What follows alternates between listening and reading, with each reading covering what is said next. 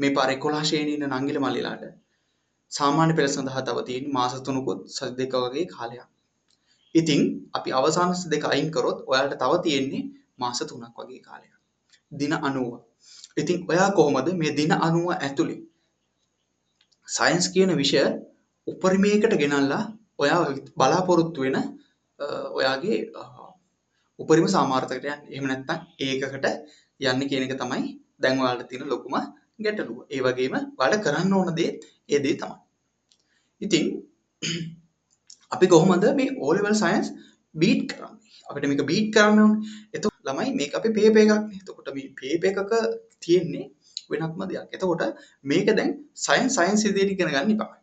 Science O level science විදියට නැත්නම් exam science විදියට ඉගෙන ගන්න. ඉතින් අපි කොහොමද ඒක කරන්නේ? අපි පසුගිය වාර papers මේ ඇනලයිස් කරලා බලමු අපිට පේනවා මේ නැත්නම් නැවත අපිට පෙනෙන දෙයක් තමයි ජීව විද්‍යාව, රසායනික විද්‍යාව සහ භෞතික විද්‍යාව කියන කාණ්ඩ තුන යටතේ පාඩම් කිහිපයක් තියෙනවා නැවත යෙදෙන. ඉතින් අපි ඒ පාඩම් හොඳට මාස්ටර් කරුවොත් අපිට නිතින්ම අපි හිතන බලාපොරොත්තු රිසල්ට් එක ඔයා මොන මට්ටමේ හිටියත් යන්න පුළුවන්. අපිට පාඩම් ටික ඔක්කොම ඉගෙන ගන්න ඕනෙත් නැහැ. ඒ අතින් බලමු. ඔක්කොම ඉගෙන ගන්න හොඳයි. නමුත් අපිට කාල සීමාව රහිතයිනේ හේතුව. දැන් විද්‍යා විෂය විතර නෙවෙයි ඉතින් තුනක් කරන්න ඕන. පේපර් එකට එන සහ වැඩිම නැඹුරුතාවයක් තියෙන පාඩම් කිහිපය තෝරගෙන ඒව හොඳට ප්‍රැක්ටිස් කරන එක, ඒ වගේ කෙක්ෂන්ස් කරන එක, ඒවා හොඳට මෙමරයිස් කරන එක, ඒ වගේම පාස් පේපර්ස් ඊට අදාළ පාස් පේපර්ස් ක්වෙස්චන් කරන එක. ඉතින් අපි ඒකේ පළමු පියවර විදිහට ඉලෙක්ට්‍රොනික විද්‍යාව පාඩම ඔයාලට අරගෙන ඉන්න බලාපොරොත්තු වෙනවා. ඉලෙක්ට්‍රොනික විද්‍යාව කියලා කියන්නේ අපි මේ ටිකක් ළමයි පොඩ්ඩක් කන්ෆියුස් වෙන පාඩමක්. ඒකට හේතුව තමයි මේ පාඩම කන්ෆියුස් වීම නෙවෙයි. එකපු දෙයක් තමයි මේ නංගිල මල්ලාට මේ පාඩම අමාරු වෙන්නේ පාඩමේ මැදක් තුරට ගියාම. උදාහරණයක් විදිහට මේ ඍජුකරණය වගේ තැනකින් පස්සේ මේ පාඩම ටිකක් අපහසු වෙනවා ගොඩක් නංගිල මල්ලිලාට. ඉතින් ඒකට හේතුව තමයි නංගිල මල්ලි වලට සරල ධාරා සහ පත්‍යාවර්ත ධාරා කියන සරල දේ. කියන්නේ මේ සරල සංකල්පය අවබෝධ නොවීම. ඉතින් අපි මුලින්ම ඒ පිළිබඳව අවබෝධ කරගෙන ඉමු. ඉතින් ඔයාලා සරලව මතක තියාගන්න ධාරාව කියලා කියන්නේ ගමන් චලනය වෙන ආරෝපණ ටිකක්. චලනය වන ඍණාරෝප මේ චලනය වන ඉලෙක්ට්‍රෝන ටිකට තමයි අපි කියන්නේ විශේෂයෙන්ම ධාරාවක් කියලා. ධාරාවේ අපිට එකිනෙකට වෙනස් ධාරා වර්ග දෙකක් අඳුර ගන්න පුළුවන්. ඒ එක් ධාරාවක් තමයි සරල ධාරාව. අනිත් එක තමයි ප්‍රත්‍යාවර්ත ධාරාව. ඉතින් මොකද්ද මේ සරල ධාරාවක් සහ ප්‍රත්‍යාවර්ත ධාරාවක් කියන්නේ? මුලින්ම සරල ධාරාවක් කියලා කියන්නේ අපි පරිපතයක් ගමු. මෙන්න මේකට තමයි පරිපතයක් කියලා කියන්නේ. මේක මේ බල්බයක්, මේක බල්බෙන් අපි දාන්නේ බල්බය. ඒ වගේම එතන වීඩි කෝෂයක් තියෙනවා. ඉතින් මෙන්න මේක පරිපතයක් නේ. වයර් කෑලි ඉලෙක්ට්‍රොනික උපංගයි සම්බන්ධ කරපු දෙයකට අපි කියන්නේ පරිපතයක් කියලා. ඉතින් මෙන්න මේ පරිපතයක් කරහා ධාරාව එක් දිශාවකට පමණක් ගන්නවා නම් අපි කියනවා මේ පරිපතයක් තුලින් ධාරාව එක් දිශාවකට පමණක් ගන්නවා නම් අපි කියනවා සරල ධාරාවක් කියලා. සරල ධාරාවක් කියලා. මොකක්ද? ධාරාවක් පරිපතයක් තුලින් එක් දිශාවකට පමණක් ගලන ධාරාවට අපි කියනවා සරල ධාරාවක් කියලා. අපි මේ උදාහරණ ගන්න. දැන් මෙතන වීඩි කෝෂයක් සම්බන්ධ කරලා තියෙනවා ආඩට. වීඩි කෝෂයක් සම්බන්ධ කරලා ඉලෙක්ට්‍රොනික මේ බල්බ් එකක් සම්බන්ධ කරපු විද්‍යුත් පරිපතයක් ඔයාලට පේනවා. ඉතින් මෙන්න මේ පරිපතේ මේ බලමු මේ අපි දන්නවා මේ පරිපතයක් තියෙන ධනාග්‍රය සිට ඍණාග්‍රයට තමයි ධාරාව ගමන් කරන්නේ. එතකොට ධාරාව ගමන් කරන දිශාව මෙන්න මේ දිශාව නේ. අපි ඇඳලා තියෙන මෙන්න මේ දිශාව තමයි ධාරාව ගමන් කරන දිශාව වෙන්නේ. හිතන්නකෝ මෙන්න මේ බල්බ් එකක් ඇතුලේ මම පුද්ගලයෙක් රඳවනවා ධාරාව එයාට පේනවා ධාරාව ගන්න විදිය. එතකොට මෙන්න මේ පුද්ගලයා හැමතිස්සෙම දකින්නේ ධාරාව මෙන්න මේ පැත්තට ගමන් කරනවා. නේද? එතකොට මෙන්න මේ පරිපතය තුලින් එක් දිශාවකට පමණයි ධාරාව ගලන්නේ. අන්න ඒ වගේට අපි කියනවා සරල ධාරාව කියලා. ඉතින් මේ බලන්න අපි දැන් මේ පුද්ගලයා දකින්න ධාරාව පස්තාරගත කරනවා. ධාරාව සහ කාලය අතර පස්තාරගත කරොත් ධාරාව y අක්ෂයට දාලා කාලය x අක්ෂයට දාලා අපි පස්තාරගත කරොත් අපිට මෙන්න මේ ආකාරයේ පස්තාරයක් තමයි එන්නේ. හිතන්නකො කාලය බිඳුවේදී ධාරාවක් ඇති වෙනවා මේ t = බිඳුව. ඒතර කාලය යන්න මේ හිතන්නකො මේක බැටරි බහින්නේ නැහැ කියලා. බැටරි බහින්නේ නැහැ කියලා අපි හිතුවා ධාරාව එකම ධාරාවක් එකම දිශාවකට පවතිනවා. අපි හිතමු මේ පැත්ත ධන දිශාව කියලා තමයි මේ පැත්තට කියන්නේ. මේ පැත්තට මේ නෑ. වීඩි කෝෂයේ මෙන්න මේ පැත්ත තමයි ධන දිශාව. මේ පැත්ත තමයි ධන දිශාව. ධන දිශාව කියලා ධාරාවේ අරගෙන තියෙනවා. මේ අනිත් ධාරාවේ තියෙන මේ මෙන්න මේ වීඩි කෝෂයේ තියෙන අග්‍ර දෙක දැන් මාරු කරනවා. ධන පැත්ත මේ පැත්තට දානවා, මෙන්න පැත්ත මේ පැත්තට. කලින් අවස්ථාවේ ධන පැත්ත අපි දැම්මේ උඩ පැත්ත. නේද? ඍණ පැත්ත දැම්මේ යට පැත්තට. දැන් මම කරන්නේ ධන පැත්ත නෙවෙයි උඩ පැත්ත. එතකොට මේ බලන්න මේ අපි දන්නවනේ මේ සම්මත එහෙම මේ විදිහට පරිපථ සකස් කරාම මේ පරිපථය තුලින් ධාරාව ගමන් කරන්නේ මෙන්න මේ පැත්තට. නේද? මේක ධාරාව ගමන් කරනවා. මේක තුලින් මේ විදිහට ධාරාව ගමන් කරනවා. හරිද? එතකොට හිතන්නකො අර පුද්ගලයා මේ අවස්ථාවේදීත් ඉන්නවනම් එයා අත්දකින්නේ මේ පැත්තට යන ධාරාව. පැහැදිලිද? එතකොට එයා අත්දකින්නේ මේ පැත්තට යන ධාරාව. එතකොට මේ අවස්ථාවේ මෙයා අත්දකින්න ධාරාව අපි පස්තාරගත කරොත් අපිට පස්තාරයේ ලැබෙන්නේ මෙන්න මේ වගේ ධාරාවක්. හිතන්නකො මෙන්න මේ වගේ ධාරාවක් තමයි පස්තාරය ලැබෙන්නේ. මම ඒක මෙතනින් අදින්න. මේක I එහෙම නැත්නම් අපි කියනවා ධාරාව එහෙම නැත්නම් විභවාන්තරය කියලා කියන්න පුළුවන්. එතන මේක කාලය කියලා ගන්න. මේක ධාරාවේ ධන පැත්ත මේ පැත්ත ඍණ පැත්ත. බලන්නකෝ අපි මුලින්ම ගත්තේ ධාරාවේ ධන පැත්ත මේ පැත්ත කියලා. හැබැයි දැන් යන්නේ මොකක්ද මේ පැත්ත. එහෙනම් මෙයා ඍණ I වෙන්න ඕන.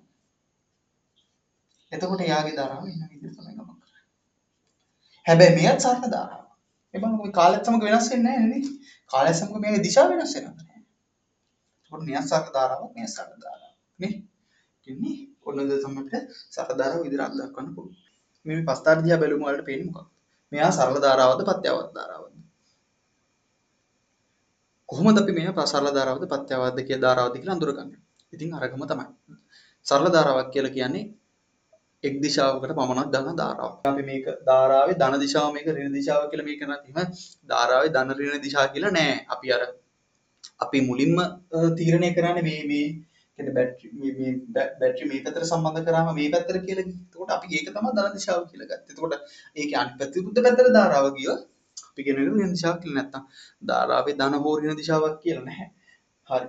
මේ බලන්න මෙතන මේ කාලයත් සමගව කාලය ආරම්භයේ සිට දැන් මෙතන මේ කාලය ගත වීම දක්වා මේ කාලේ හැමතිස්සෙම මේ බලන්න ධාරාව තියෙන ධනාගයක. කියන්නේ ධාරාව වෙනස් වෙලා තියෙන කාලයත් එක මේ බලනකො මෙතනදී මෙන්න මේ වගේ තැනකදී අපි හිතමුකෝ ධාරාව 2යි කියලා. එතකොට මේ වගේ තැනකදී ධාරාව 5යි. නේ? ඊට පස්සේ මෙතනදී ආයෙ අඩු වෙලා 2යි. එහෙම අඩු වෙලා තියෙනවා. ධාරාව අඩු වෙලා තියෙනවා. ධාරාව වෙනස් වෙලා තියෙනවා. නේද? විචලනය වෙලා තියෙනවා. අඩු වැඩි වෙලා තියෙනවා. හැබැයි ධාරාවේ දිශාව වෙනස් වෙලා නැහැ. තේරෙනවද? ධාරාවේ දිශාව වෙනස් වෙලා නැහැ. එහෙනම් මෙයා සරල රේඛීය ධාරාවක්. ළමයි දැන් අපි කතා කරමු පත්‍යවර්ත ධාරාවක් කියන්නේ මොකක්ද කියලා. මම හිතනවා දැන් ඔයාලට හොඳ අවබෝධයක් ඇති කියලා සරල ධාරාවක් කියන්නේ මොකක්ද කියන සම්බන්ධය. හරි.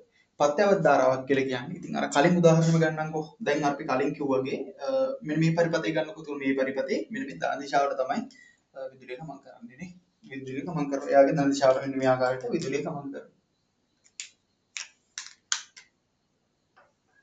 නේද?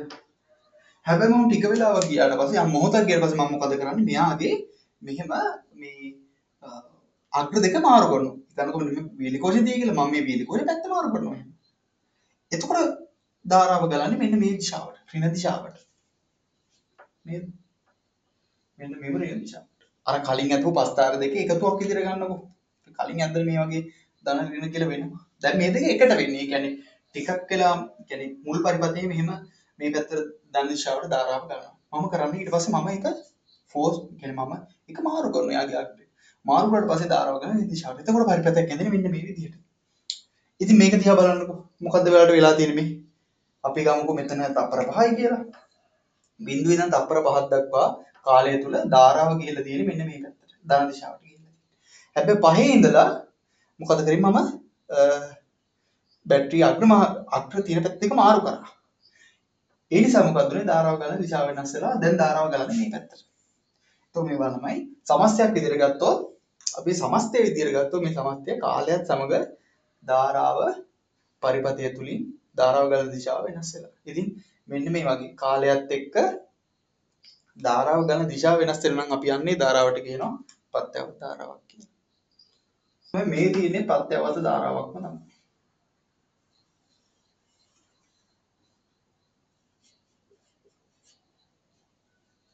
ධන ඍණ ධන මේ තියෙන්නේ පත්‍යවර්ත ධාරාවක්ම තමයි. ඉතින් මෙතන වෙනස වෙලා තියෙන්නේ මෙතන දිශාව විතරක් නෙවෙයි ධාරා විශාලත්වය තඩු වැඩි වෙලා කාලයත් එක්ක. ඒව ගැන හිතන්න එපා. අපිට අවශ්‍ය වෙන්නේ පත්‍යවත් ධාරාවද සරල ධාරාවද කියන ඔයාලට මේ සිලබස් එකේ මේක අවශ්‍ය වෙන්නේ පත්‍යවත් ධාරාවක් කියන එකේ ඔයාලට සිලබස් එකේදී අවශ්‍ය වෙන්නේ එයාගේ කාලයත් සමග ධාරාවේ දිශා වෙනස් වීම කියන දේ අවබෝධ කර ගැනීම පවුනේ. මොකද මේක ඩයෝඩ් වලට වැදගත් වෙනවා. හරිද? එතකොට මේ ඩයෝඩ් එකේදී ළමයි දැන් ඩයෝඩ් එකේ ගැන අමතර දෙයක් විදිහට මෙතනදී කිව්වොත් ඩයෝඩ් එකකින් කරන්නේ හිතන්නකෝ මෙන්න මේ වගේ පරිපථයක දෙපැත්තටම යනවනේ ධාරාව. ඒක එක පැත්තකට විතරක් ධාරාව යන විදිහට හරවන්න පුළුවන්. ඒ කියන්නේ මෙන්න මේ ඍණ පැත්තෙන් ධාරාව යන එක බ්ලොක් කරනවා. එතකොට යන ධන පැත්තෙන් විතර. එතකොට අර මේ ඍණ පැත්තෙන් යන අවස්ථාවේදී පරිපථය තුලින් ධාරාවක් ගමන් කරන්නේ නැහැ. ඒක තමයි ඩයෝඩ් එකකින් කරන්නේ. අපි ඩයෝඩ් එක ගැන අවශ්‍යම දේවල් ටික පවණක් කතා කරමු ඉදිරි වීඩියෝ එකකින්. ගොළු කාරණා මග හරින්න එපා කිසි මොහොතක. මොකද මේ එක්සෑම් එකට අපි දන ඕරල් පේපරේ බැලුවට පස්සේ අහලා තියෙන්නේ මේ ඔය වගේ සැඟවිච්ච කාරණා ටික තමයි මතු කරලා අහලා තියෙන්නේ. කියන්නේ මේව තමයි ඇත්තම කියනවා බේසික්ස්. ඩයෝඩ් වලට ඔයා යන්න කලින් ඉලෙක්ට්‍රොනික පාඩම ඉගෙන ගන්න කලින් ඔයා යම් අවබෝධයක් තියෙන්න ඕන. ඉතින් ධාරාව සහ ඒ ධාරාවේ වර්ග දෙක ගැන. මොකද අපිට මේවත් එක තමයි ඇතුළේදී ටිකක් ගනුදෙනු කරන්න වෙන්නේ. ඉතින් මේ වීඩියෝ එකෙන් සම්පූර්ණයෙන් ඒ සඳහා ප්‍රවීෂය මම ලබා දීලා තියෙනවා. ඔයාලා මේක තියෙන නැවත බලලා මේක එකපාරින් අවබෝධ කරගන්න. ඉතින් මේ විදිහට ඔයාලට තාම සරලව මේ පාඩම වීඩියෝ කිහිපයක් මගින් ඉදිරියේදී මම අප්ලෝඩ් කරන්න බලාපොරොත්තු වෙනවා. ඉතින් ඔයාලගේ තියෙන සියලුම ගැටලු මේ කමෙන්ට් සෙක්ෂන් එකේ දාන්න. ඒවට අපි උත්තර දෙන්නම්.